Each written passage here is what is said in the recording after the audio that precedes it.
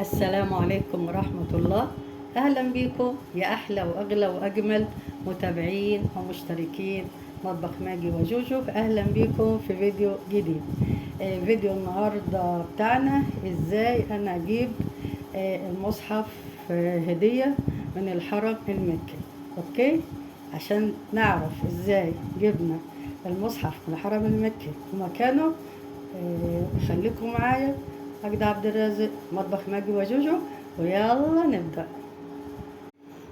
في البداية أنا كنت بروح الحج السنة دي إن شاء الله. شفت فيديو إن في إزاي بنجيب الحرم، بنجيب المصحف الهدية ده من الحرم المكي. فشفت فيديو قالك إن هو عند باب الملك عبد العزيز. في أيام الحج بقى كنا قبل العيد بحوالي، قبل العيد الكبير حوالي يومين ثلاثة كده، رحنا صلينا طبعا في الحرم، وسألنا بقى ازاي نجيب المصحف الهدية من عند باب الملك عبد العزيز زي ما سمعت في فيديو. فقالوا لنا لا، ده مش هنا، اروحوا اسألوا بره، ده بعد باب الملك فهد. تمام. فرحنا سألنا عند باب الملك فهد، قالوا لنا لا امشي شوية. عموما هناك في عسكري يقول لك على المكان، وفي واحد ممكن يقول لك لا ده بعد العيد، وممكن حد يقول لك ايه ده خلصوا، ممكن حد يقول لك مثلا بعد العصر. فالمهم ما تيأسوش واسألوا كذا واحد زي احنا ما عملنا، لان كان سألنا اول واحد، اول عسكري، قلنا له ازاي نجيب المصحف الهدية. فقال لنا المواعيد من مش عارفه 8 او 9 لغايه 12 الظهر. تمام، الصبح، يعني من 8 الصبح لغايه 12 الظهر. تمام. المهم قعدنا نسال وما سمعناش كلام العسكري، اللي يقول لنا بعد العيد والتاني يقول لنا ده خلصوا. فالمهم فضلنا نسال لغايه ما واحد ابن حلال قال لنا ده عند باب 123. تمام.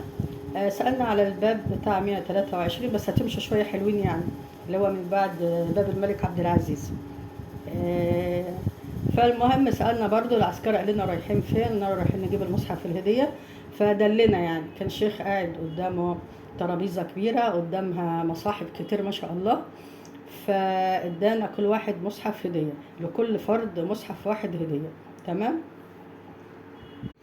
وطبعا المصحف ده بيبقى مجاني، بيبقى هدية، ذكرى حلوة جميلة جدا طبعا، والمصحف تقري فيه وتستمتعي بقى بأيام الحج أو أيام عمرة، بتبقى ذكرى جميلة جدا.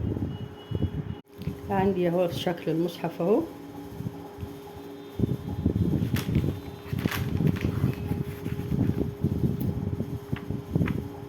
ده شكل المصحف.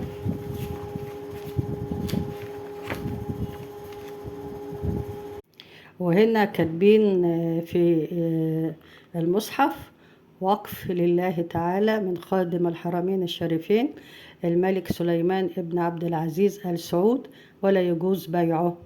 تمام، مكتوب كده في أول المصحف.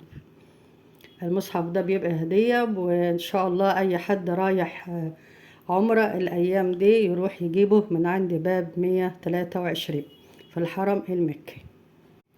يا رب تكونوا استفدتوا من الفيديو، ويكون معلومة بسيطة استفدتوا منها. ربنا يرزقكم الحج والعمرة إن شاء الله. كنت معكم مجد عبد الرازق، مطبخ ماجي وجوجو. أسيبكم في رعاية الله وأمنه. مع السلامة.